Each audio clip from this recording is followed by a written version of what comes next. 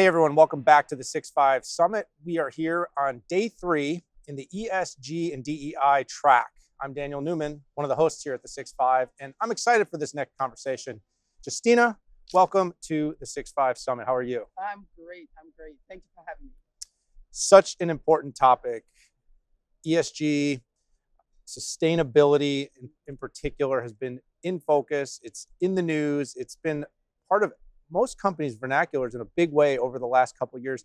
Talk a little bit to me about sort of how you overall see the state of ESG, of sustainability, and kind of how this is impacting IBM's approach. Yeah, absolutely. So you're right. It has been in the news quite frequently. So ESG is no longer a nice to have, right? It's no longer a bolt-on for companies. This is really something that needs to be integral to the company's purpose and how they're looking at their environmental, social, and governance goals. I think there was a recent study that showed that 76% of CEOs said that this is important. This is something that they need to focus on. So when you think about the broad term sustainability, or when you think about ESG, measuring and evaluating your goals, your commitments, and being transparent, this is something that everyone is focused on right now. So although there's a lot of discussion around it, but most corporations are continuing to move along their ESG journey, whether they're focused on environmental space with net zero goals, whether they're increasing their community impact, or they're focused on creating a more diverse workforce, or whether they're looking at their governance, right, their board, et cetera. Most companies are continuing on that path. At IBM, this is not new for us. I think we launched our first environmental policy in 1971. We recently launched our IBM Impact Framework, which is really 3 pillars focused on environmental impact, equitable impact, and ethical impact. And we have a number of commitments, 10 commitments that we have, we're bringing visibility on across our business along these 3 pillars. And we are very transparent around our progress against our goals. Yeah, and I'm going to ask you to chat a little bit more about the history in a moment, because I find that very interesting. This isn't a all of a sudden thing that the company's focused on, but one of the challenges has been for me as an industry analyst, as someone that's looked at technology, is we evaluate the tech industry and the companies. And during the 2020, 2021 period, when we were all working from home and there was a lot of focus on some of these really important, what I would call social initiatives. They bubbled up because the world was paying attention. And this, I think, was really a good thing. Having said that, at the same time, the economy was thriving on a lot of stimulus, a lot of investment going in.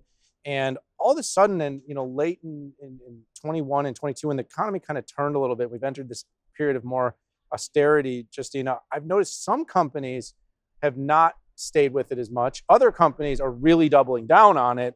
And then I would say there's even a third bucket of maybe more pragmatic or practical investments in sustainability. Where do you sort of see IBM lying on in terms of their thinking?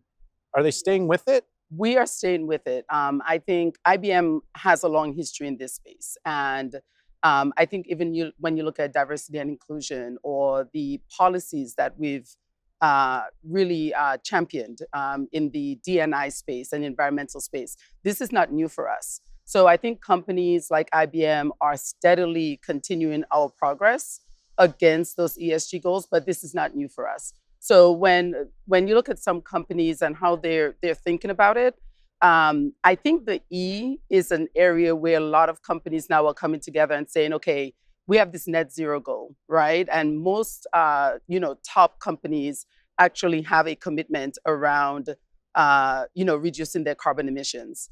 And they can see that this makes a difference. There are cost savings, right, for many companies there. When you look at the social area with community impact and D&I do think that's an area where more companies are trying to figure out what is the bottom line benefit. And I think when you look at employee retention, right, attracting employees, when you think about what's happening across society and making sure you're investing in the communities where you have business or where your employees live, I think it's imperative to make sure you're not losing sight of the work that you have to do there as well. So although I do think a lot more companies are very focused on the E, a lot of regulation is coming around that. Many of them will not have a choice but to really ramp up their efforts in that area. I do think that they're not losing sight of the fact that they also have to do the same around the S. So a company like IBM has been invested in this space for many, many years, and we're going to continue to demonstrate our progress across each of those areas. And of course, with investments in actual technologies that help measure, you can really look at it from both you being the first customer of your own, technologies, which is something I know IBM has Yes. been very focused on. Exactly, right? When we have products and solutions that we are able to use as client zero, and we're also offering those solutions to our clients as well. Everything from Envisi on how you collect environmental data, analyze that data, and report that data. Our environmental intelligence suite. So there are a lot of products that we are actually using both in our corporate social responsibility initiatives, but also in how we are managing our own ESG efforts. Yeah, that's great. So you started to kind of delve in a little bit to the history, and you talked about decades ago efforts have been made. Talk a little bit about the history and kind of how that history is building to the program that you're leading for IBM today around sustainability. Yeah, so I lead our corporate social responsibility efforts in addition to our ESG strategy and reporting. And within corporate social responsibility, we have focused on education, for example, for many, many years. We're a leader in the skills first idea, which is you do not necessarily need a 4-year degree to be able to obtain a high paying tech job. And we've been championing this for many, many years. So when you think about just education and skills, this is something that was very important to us. And we made a commitment to skill 30 million people by 2030. And this is based on the history we have in this space, what our clients are telling us, and what society needs. And we have a program called IBM Skills Build, where we are providing free access to training across a number of tech areas: cybersecurity, artificial intelligence, data analytics, and making sure that we are able to skill people, provide the right credentials and badges, and enable them to get a high-paying job in a tech field. So we are really proud of this, but this is because of our long-term investment in education that started decades ago. When you look at sustainability, the same thing. We have a program called the IBM Sustainability Accelerator, where we are leveraging our solutions, right? Our environmental intelligence suite, our geospatial analytics, the work that we're doing, with providing access to weather data. And we're taking all of these solutions, working with governments and nonprofit organizations to really create solutions that can help very vulnerable communities, those that are going to be the most impacted by the environmental threats and climate change. So again, not new for us. We have a long history in this space, and we are continuing to leverage our technologies, our solutions, and strategically aligning our corporate social responsibility portfolio with the strategies of our business. Yeah, I really like that you brought up the upskilling in the artificial intelligence era. And you mentioned cyber and data, but I kind of think AI is going to be a horizontal. It's going to Yes. overlay everything. Yes. First, I think the idea that you need a 4-year degree or a 6 or even 8 years of college to be successful in tech is antiquated. I Yes. think the way we learn today, right? I mean, we've already seen very quickly what generative AI can do in terms of skills. There was a period of time where we were told that if you just learn to code, you'll always be employable. And by the way, I still agree that coding is important, but at the same time, we are seeing how quickly a new tech can come in and disrupt an industry. And you go, well, that skill can quickly become antiquated. So, Justina, going back, and I think I learned somewhere along the lines is, 20 years ago, a 2 years into your computer science degree, you would already be what you were learning was already outdated. And that was like 2 decades ago. Just imagine now trying to go to school. Yes, I joke. So I'm a mechanical engineer, and and I'm dating myself here, but I took Fortran in college. And I think the next year, students were taking C++.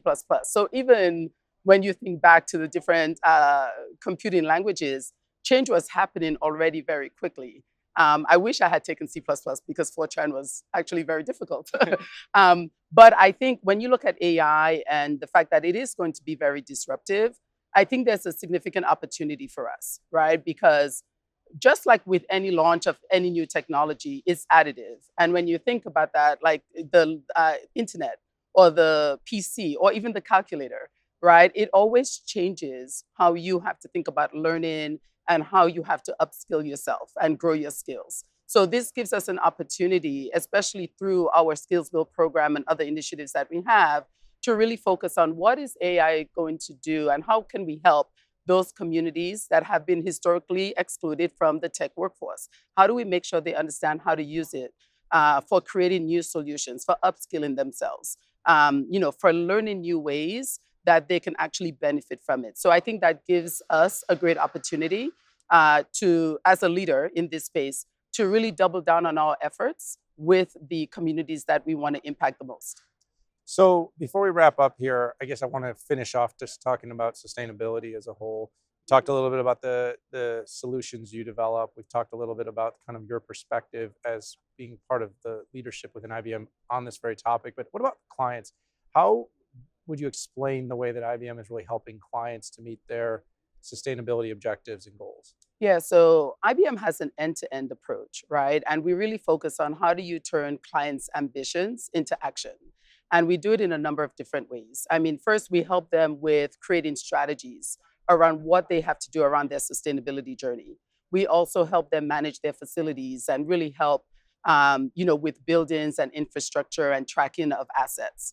We support them with green IT solutions and how do we make sure we're providing a way for them to decrease emissions with their technology. So we do a number of things with clients, leveraging our products like Envizi, Tririga, Maximo, Turbonomic. And this is really a way that we can support them end to end in different ways. If you think about even the supply chain, right? We help them optimize their supply chain. So all of this is part of the services and offerings that we provide to clients as they continue along, focusing on reducing emissions. Justina, I want to thank you so much for joining me here at the 6.5 Summit. Great conversation. We really did kind of cover the gamut from social to sustainability and, of course, to skilling. And these are all coming and converging very, very quickly. And I think it's important that customers or companies, enterprises, all those that you work with, that we work with, have a strategy for this. They have a vision for this. And they also understand that there's a measurability and accountability to all this that is what makes these things ultimately successful in the wild. Yes. Thank you for having me. All right, everybody, you heard it here. We're here at day 3 of the 6.5 Summit. Thanks for tuning in. Check out all of our sessions. Stay with us here at the event. We'll see you soon.